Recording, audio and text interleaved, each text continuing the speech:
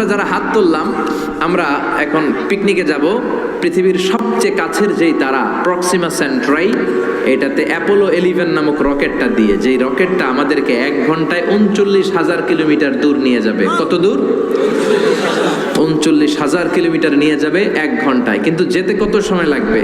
এই রকেটটা দিয়ে আমাদের পৃথিবীর সবচেয়ে কাছের তারায় পৌঁছতে 1,15,000 বছর লেগে যাবে।